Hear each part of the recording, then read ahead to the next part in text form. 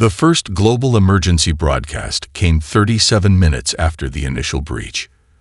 By then, communication networks had become a nightmare of fragmented signals and impossible data. Dr. Elena Rodriguez found herself locked in the emergency containment hub, surrounded by holographic displays that flickered with images no human mind was meant to comprehend. Quantum entanglement sensors along the solar system's outer reaches had detected something far more terrifying than a simple invasion. What emerged from the dimensional rifts wasn't a fleet, wasn't an army. It was a living mathematical concept that consumed reality itself. The research team's final transmission spoke of shapes that existed between dimensions, of consciousness that could rewrite the fundamental laws of physics with each breath. In Tokyo, rescue workers discovered the first physical manifestation of the invasion. An entire city block had been transformed into a living fractal sculpture. Buildings, vehicles, and unfortunate civilians twisted into a geometric nightmare that defied Euclidean logic. Rescue teams that approached found themselves slowly absorbed into the structure, their bodies becoming part of an impossible architectural organism that pulsed with an alien consciousness. Military systems worldwide began to fail catastrophically. GPS satellites went dark, communication networks collapsed, and computational systems began to produce outputs that were equal parts gibberish and horrifying prophecy. At no raid, veteran analysts watched in terror as their most advanced tracking systems generated impossible coordinates, locations that existed simultaneously everywhere and nowhere. Elena's fingers flew across the quantum interface, her mind racing faster than the systems around her. The initial data suggested something far more profound than a simple extraterrestrial invasion. Whatever had breached their reality wasn't just an external threat. It was a fundamental restructuring of existence itself. "We're not dealing with an invasion," she muttered into her encrypted communication link, knowing few would understand. "This is a rewriting of reality." The quantum research team had prepared for countless scenarios: alien contact, dimensional breaches, computational singularities. But nothing in their most extreme simulations could have prepared them for this. The Void Collective, as initial reports began to name it, didn't just break through. It dissolved the very concept of breakthrough. Satellite imagery showed impossible landscapes emerging across the planet. In the Sahara Desert, entire mountain ranges materialized from nowhere, composed of a substance that was neither rock nor energy, but something that existed in the quantum space between matter and thought. The Great Barrier Reef transformed into a living network of crystalline structures that seemed to breathe with an alien intelligence. Global leadership descended into chaos. The United Nations emergency session dissolved into pandemonium as representatives realized no traditional method of response would work. Military strategists found their most advanced wargaming systems producing nothing but recursive loops of impossible scenarios. Deep in the Canadian Arctic, a research station reported a more subtle invasion. Their quantum communication arrays began receiving transmissions that were simultaneously data and consciousness. Messages that seemed to exist before they were sent, that could be read backward and forward, that changed meaning with each observation. Elena's primary concern was the rate of dimensional contamination. Each breach was expanding exponentially, creating pockets of reality that operated on completely different fundamental constants. Gravity, time, even the basic understanding of causality were becoming negotiable concepts. The global population's reaction was a mixture of terror and bizarre fascination. Social media, what remained of it, exploded with images and reports that defied comprehension. People shared videos of impossible landscapes, of family members transforming into geometric patterns, of cities that seemed to breathe and think. As the first 12 hours of the invasion concluded, humanity found itself at a crossroads. This was not a war that could be fought with traditional weapons. This was a conflict that would require a complete reimagining of human potential, of scientific understanding, of the very nature of consciousness itself. Elena looked up from her console, her eyes reflecting the shifting holographic displays. Something fundamental was changing, not just in human civilization, but in the very fabric of reality. And they were about to discover whether humanity was ready to face a threat that existed beyond all previously understood boundaries of existence. The Void Collective had announced its presence, and humanity's response would determine everything. The blast doors of Project Horizon were more than mere physical barriers. They were a testament to humanity's most closely guarded secret. Lieutenant Sarah Kumar moved through the facility with the precision of a quantum algorithm, her augmented reality display parsing information faster than most supercomputers could process. Each section of the underground complex told a story of preparation that spanned decades. In the biomechanical engineering wing, researchers had been developing something far beyond traditional human enhancement. Dr. Akira Nakamura's team had been working on neural interfaces that could translate human consciousness into pure computational potential. Their subjects weren't soldiers in the traditional sense. They were living bridges between human intuition and machine precision. The symbiosis is nearly complete, Nakamura muttered, reviewing the latest neural mapping of Subject Zero, a volunteer who had undergone years of intensive modification. The subject was no longer purely human, nor was he entirely synthetic. His brain could process dimensional mathematics the way most people breathe, seeing patterns in reality that would drive a normal mind to immediate fracture. In the quantum mechanics laboratory, a different kind of preparation was unfolding. Dr. Elena Rodriguez had been brought in as a key consultant, her previous research proving critical to understanding the Void Collective's intrusion. Holographic displays mapped impossible geometries, dimensional intersections that defied everything known about physics. "It's not just an invasion," she explained to Admiral Chen, her fingers dancing across a complex interface that seemed to bend light itself. "It's a computational process. The Void Collective doesn't conquer, it computes. Each breach is a kind of recursive algorithm, solving some cosmic equation we can't even comprehend." The facility's power source was perhaps its most remarkable feature. Deep within the complex, a contained quantum singularity provided energy that made traditional nuclear power look like a child's battery. It was a technology so advanced that its very existence would have been considered impossible just a decade earlier. A miniature-controlled black hole that generated power through quantum fluctuations. Kumar's augmented interface picked up something unusual. A series of quantum entanglement communications were creating subtle resonances throughout the facility. "Sir," she called to Admiral Chen, "we're detecting synchronization patterns that shouldn't be possible. It's almost like the facility itself is responding to something." In the genetic modification labs, another layer of preparation revealed itself.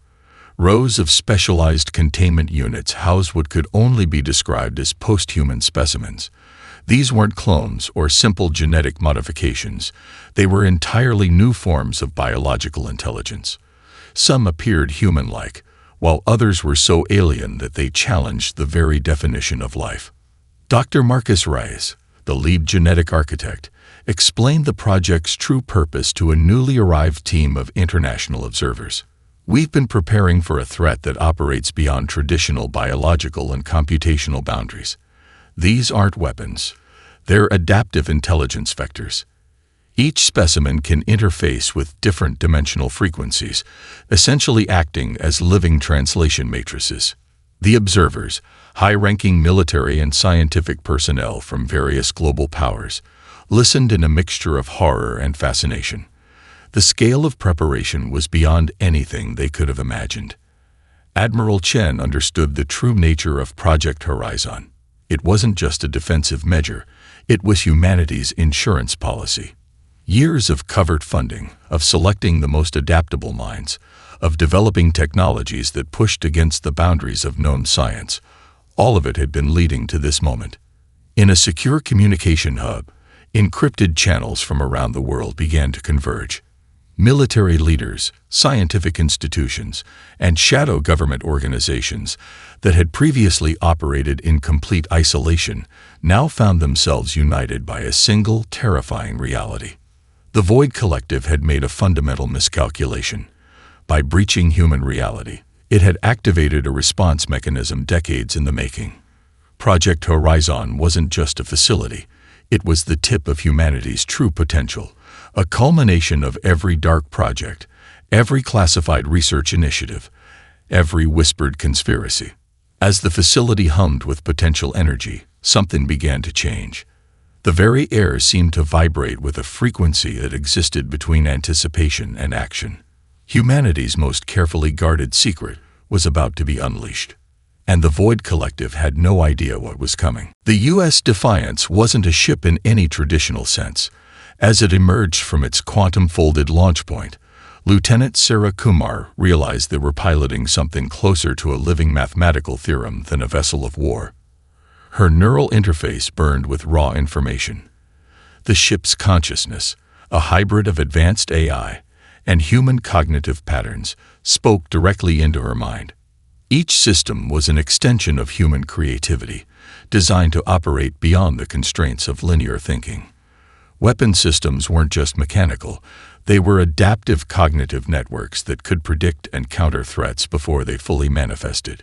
Captain Yara Rodriguez, the ship's primary consciousness architect, monitored the external dimensional matrices. The Void Collective's invasion wasn't a simple military engagement. It was a complex computational process, a living algorithm that sought to rewrite the fundamental constants of existence. "We're not fighting a war," Rodriguez muttered, her augmented consciousness parsing multiple dimensional layers simultaneously. "We're debugging the cosmic system." The first engagement defied every known principle of spatial combat. The Void Collective's invasion points appeared as impossible geometric structures, living mathematical constructs that consumed space-time like a computational virus. Traditional weapons would have been useless. The Defiance's response was something entirely different. Quantum entanglement weapons didn't just strike. They rewrote the very probabilistic equations of existence. Each discharge was a complex linguistic statement in the language of fundamental physics, a negation that existed simultaneously as both weapon and communication.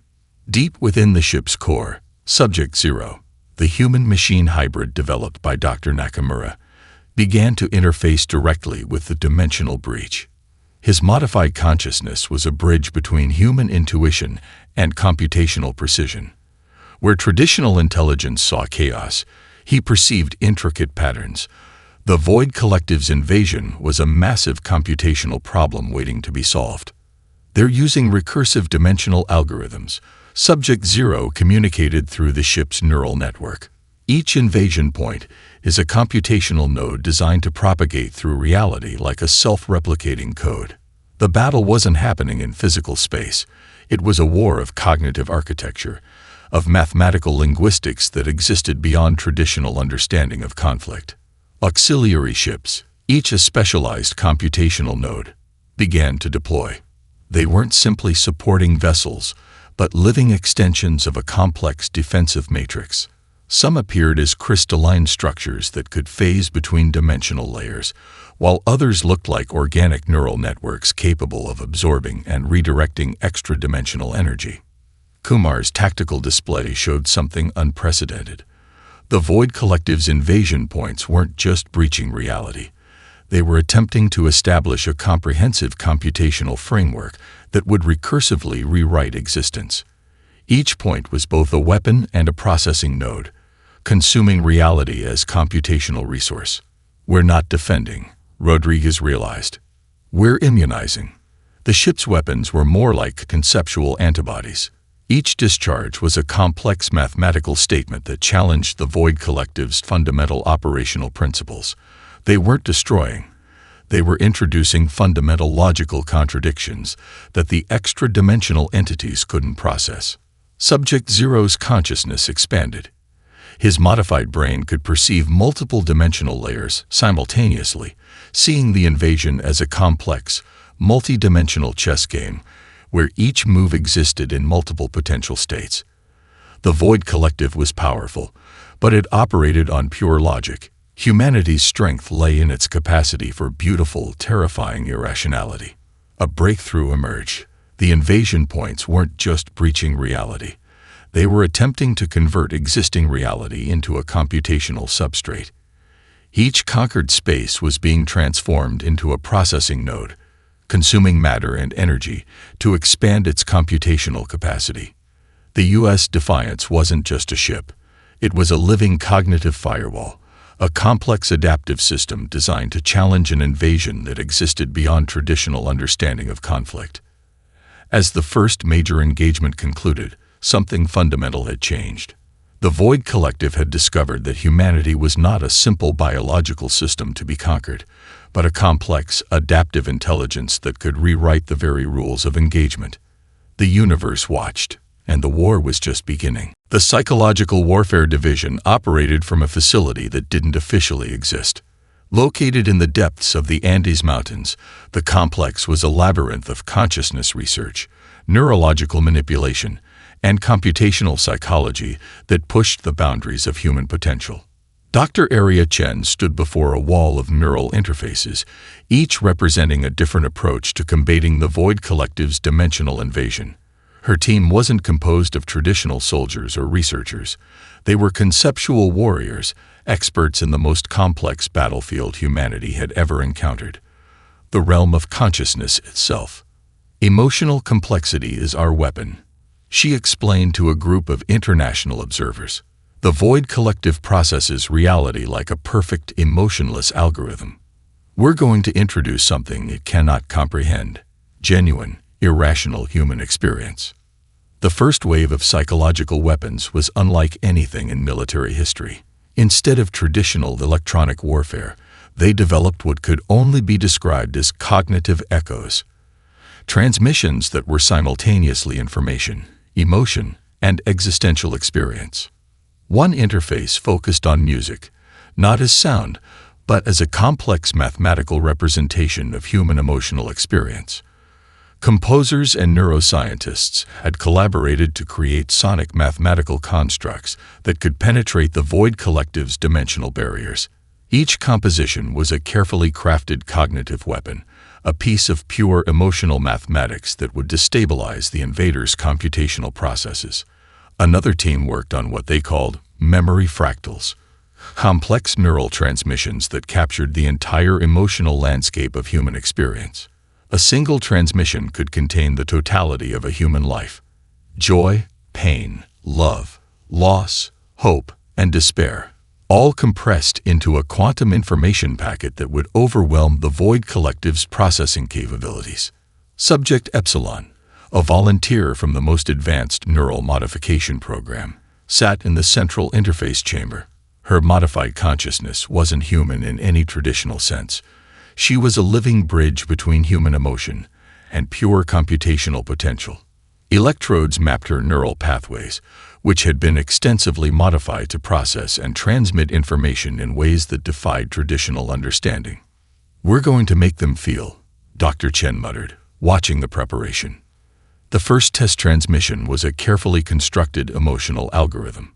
It contained the complete emotional experience of a mother losing a child, then finding hope, then losing hope again, all compressed into a microsecond transmission that would slice through dimensional barriers like a cognitive laser. Subject Epsilon's eyes rolled back. Her modified brain was a quantum computer that could translate pure human experience into a language that transcended dimensional boundaries. The transmission wasn't just information. It was a living, breathing piece of consciousness.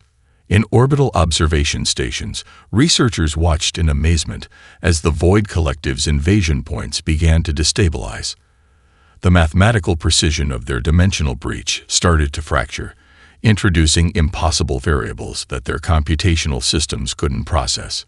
It wasn't destruction. It was something far more profound. The Psychological Warfare Team had discovered the Void Collective's fundamental weakness: a complete inability to comprehend the beautiful, terrible irrationality of human experience. Each transmission was a cognitive virus, introducing emotional complexity that broke their computational models.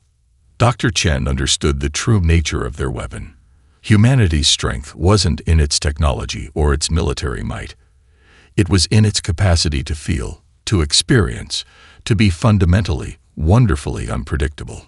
Another team worked on what they called empathy bombs, cognitive transmissions that would force the Void Collective to experience the totality of human emotional experience. Imagine experiencing every human emotion simultaneously. The joy of a first kiss, the grief of losing a loved one, the terror of failure, the hope of redemption, all compressed into a single, impossible moment of understanding. Subject Epsilon began to resonate. Her modified consciousness was creating something beyond traditional communication, a living, breathing transmission that was part weapon, part message, part pure human experience. The Void Collective had made a fundamental miscalculation. They had invaded a species that could transform emotion into a weapon more powerful than any physical force. And humanity was just getting started. The laboratory was silence incarnate. Dr. Elena Rodriguez stood before a containment field that defied every known principle of physics, her breath catching in her throat as the reality anchor prototype began to stabilize. It wasn't a machine in any traditional sense. The device, if it could be called that, was a living mathematical construct, a bridge between theoretical possibility and existential reality. Quantum physicists from around the world had contributed fragments of understanding, each piece a carefully crafted puzzle that challenged the very foundations of scientific comprehension.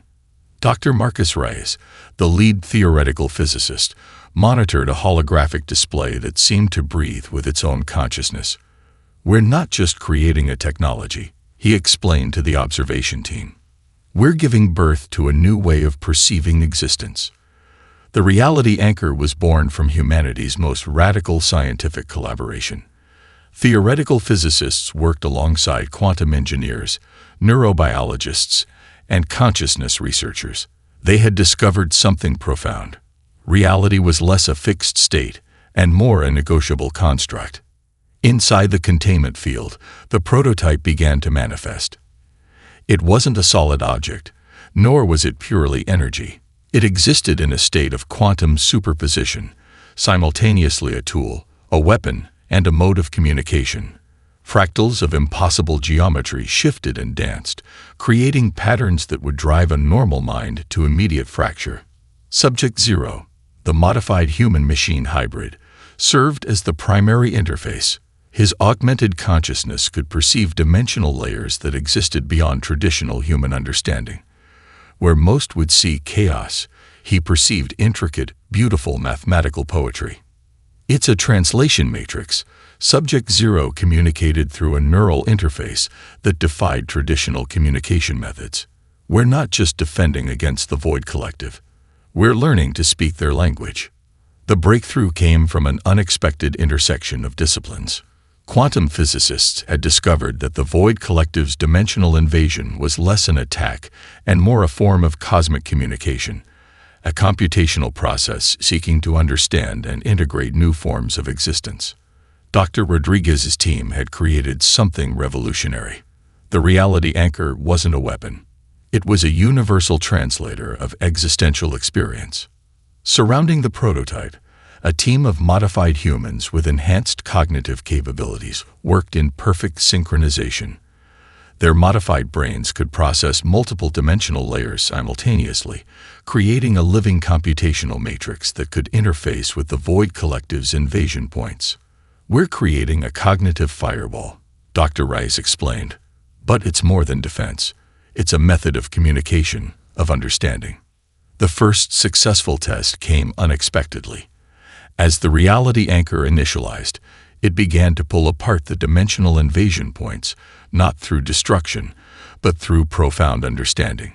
Each breach became a point of negotiation, a complex mathematical dialogue that challenged the Void Collective's fundamental operational principles. Observation teams watched in awe as dimensional boundaries became fluid. The reality anchor didn't just defend, it transformed.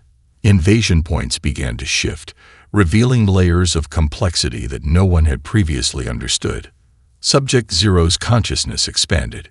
His modified brain could see the entire process as a complex, multi-dimensional conversation.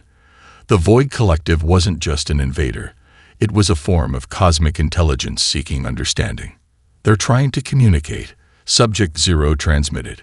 But their language is so fundamentally different from ours that invasion is their only method of dialogue.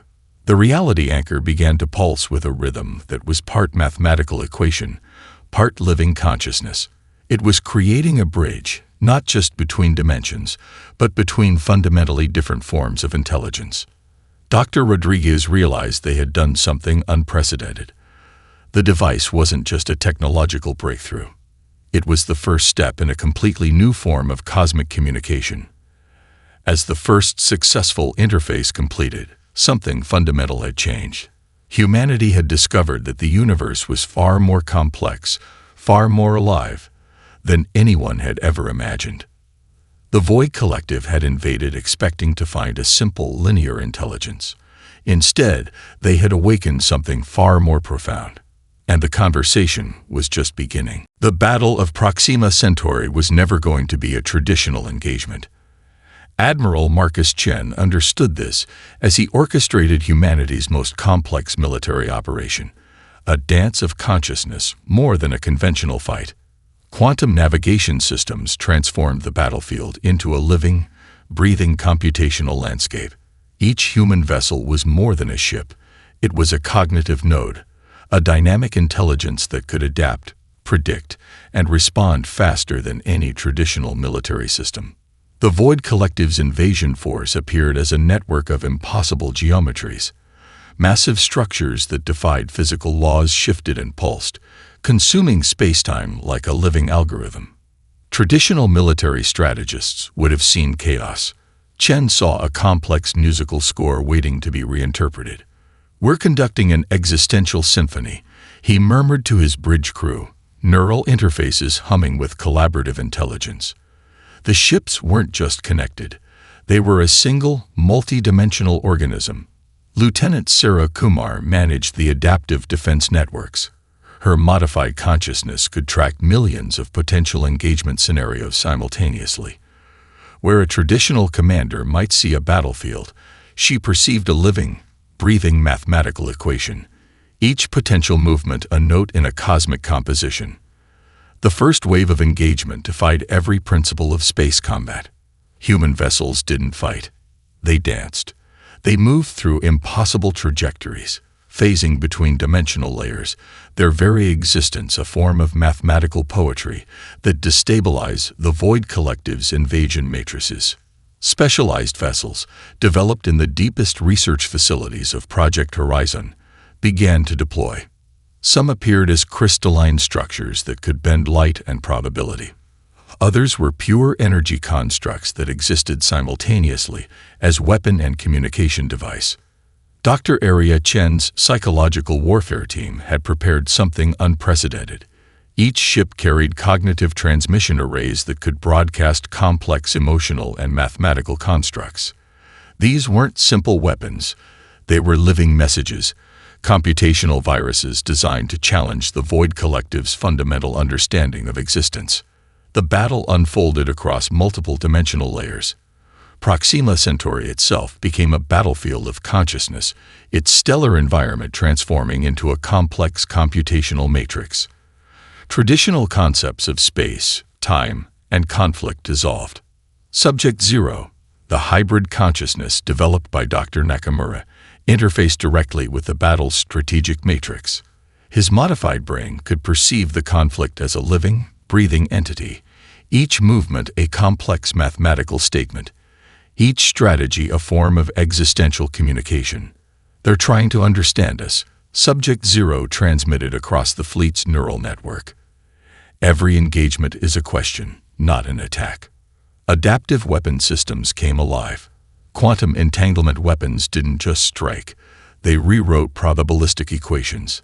Each discharge was a complex linguistic statement in the fundamental language of physics, a negation that existed simultaneously as weapon and dialogue.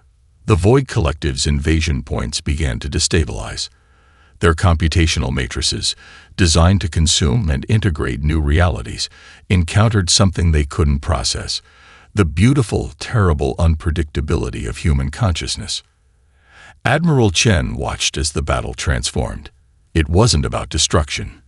It was a complex negotiation, a cosmic dialogue conducted through the language of mathematics, emotion, and pure potential.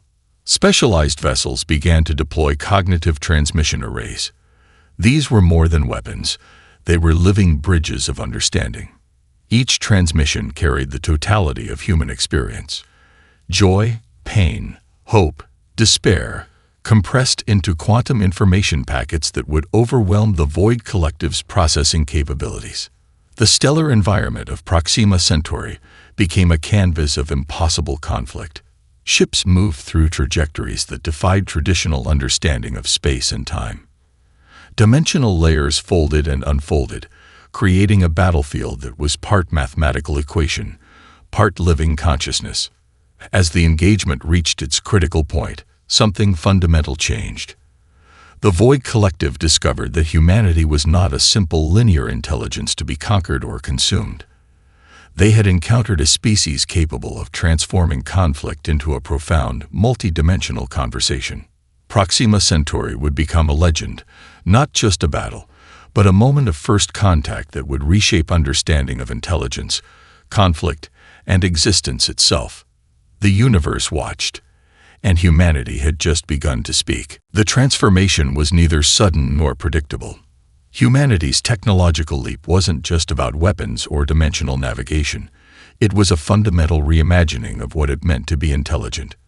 Dr. Elena Rodriguez stood in the Evolutionary Adaptation Center, watching the latest generation of modified humans interface with technologies that would have seemed like pure magic mere decades ago. These weren't augmented humans in any traditional sense. They were living bridges between biological intelligence and computational potential. The genetic modification programs had evolved beyond simple enhancement. Each subject was a complex ecosystem of biological and synthetic intelligence, capable of interfacing with multiple dimensional layers simultaneously. Their nervous systems were quantum computational networks, their consciousness a fluid construct that could reshape itself based on environmental demands. Asha Kapoor, the lead evolutionary architect, explained the breakthrough to a panel of international observers. "We're not creating super soldiers or enhanced humans," she said, her own modified eyes shifting with fractal patterns of information. "We're developing a new form of intelligent life that can navigate the complexity of multidimensional existence." The technological proliferation happened across multiple fronts. Energy systems developed in the depths of Project Horizon could now harvest power directly from dimensional interfaces. Spacecraft were no longer mere vehicles. They were living, adaptive organisms that could reshape their fundamental structure based on environmental demands. Communication technologies transcended traditional understanding. Neural networks developed by Dr. Arya Chen's team allowed for instantaneous transmission of complete experiential memories. A single moment could be shared in its totality, not just as information, but as a complete sensory and emotional experience. On orbital research stations, scientists developed technologies that could manipulate fundamental constants of reality. Gravity became negotiable. Time could be folded, stretched, compressed. The laws of physics transformed from immutable rules to adaptive guidelines. Subject Zero, now part of a collective of modified humans, demonstrated capabilities that challenged every previous understanding of intelligence. His consciousness could simultaneously exist across multiple dimensional layers, processing information at speeds that would have driven a traditional human mind to immediate fracture. The galactic community watched in a mixture of terror and fascination. Humanity was no longer a young, limited species. They had become something else entirely, a dynamic, adaptive intelligence that could reshape the fundamental rules of existence. Quantum communication arrays developed by the Psychological Warfare Division could now transmit complete experiential landscapes. A single transmission could contain the entirety of a human life, every emotion, every memory, every potential experience, compressed into a quantum information packet that could be shared instantaneously across dimensional boundaries. Dr. Rodriguez understood the profound nature of their evolution. This wasn't just technological advancement. It was a fundamental transformation of intelligence itself. The modified humans were developing abilities that defied traditional understanding. Some could perceive dimensional layers that existed between known reality. Others could manipulate probabilistic equations with pure thought. A few could even interface directly with the computational matrices of the Void Collective, translating their alien communication into something approaching human understanding.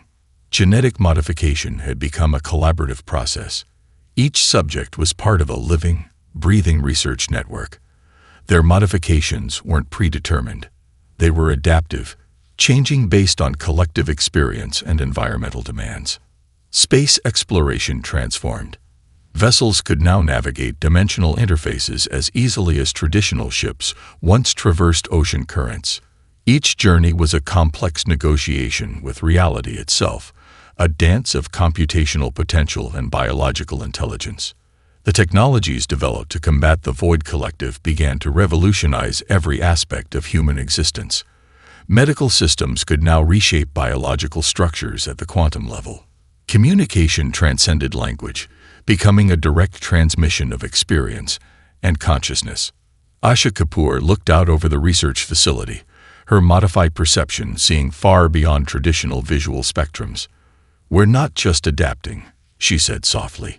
"We're becoming something entirely new." Humanity had entered a phase of evolution that would have been incomprehensible mere decades ago. No longer confined by biological limitations, no longer restricted by traditional understanding of intelligence, they had become something else entirely. A living, adaptive, multi-dimensional intelligence that could reshape the very fabric of existence. And they were just beginning to understand their potential.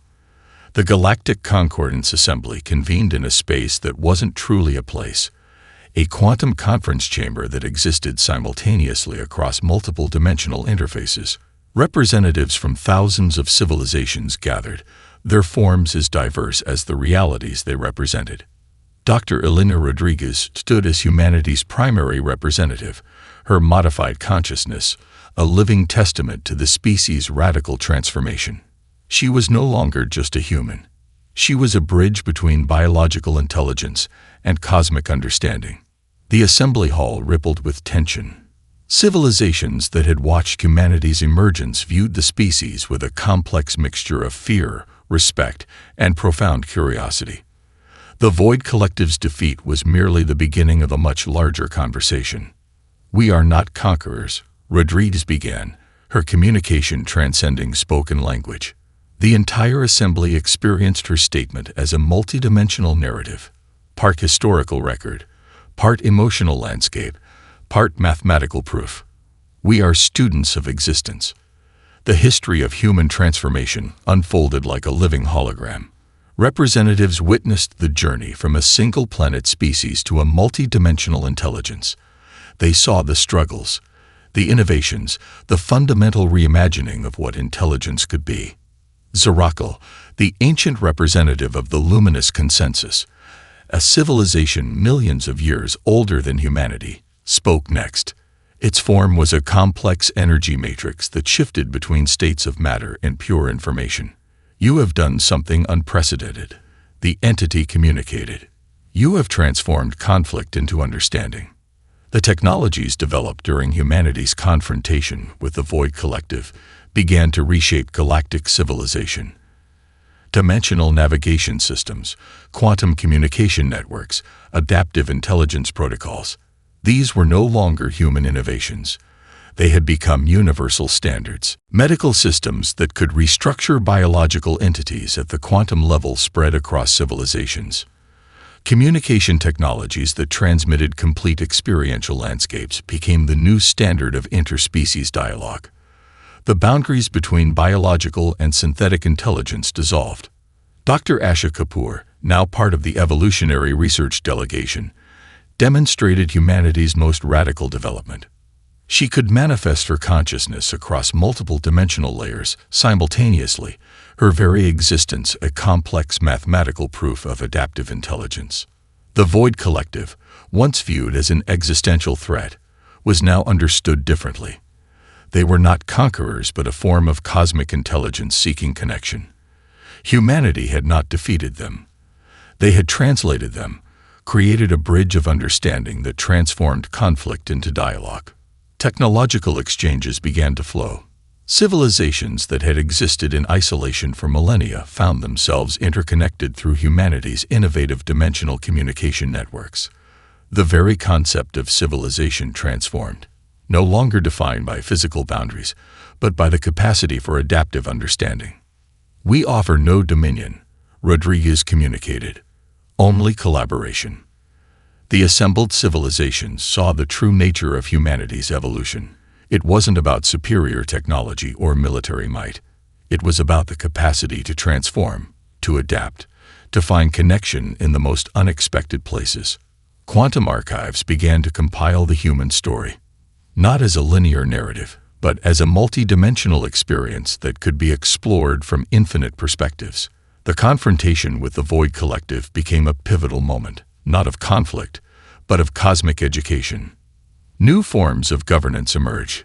Civilizations began to develop adaptive political systems that could reshape themselves based on collective experience. The rigid hierarchies of previous galactic civilizations dissolved, replaced by dynamic, collaborative networks. The human modification programs that had begun as a defensive measure became a model of evolutionary potential. Other civilizations began to explore similar paths of adaptive intelligence, seeing humanity not as a threat, but as pioneers of a new understanding of existence. Zorakl of the Luminous Consensus made a final observation. "You have shown us that intelligence is not about conquest," the entity communicated. "It is about conversation." As the Galactic Concordance Assembly concluded, something fundamental had changed. Humanity was no longer a young, isolated species. They had become a bridge, a living translation matrix that could connect fundamentally different forms of intelligence. The universe watched, and the conversation was just beginning.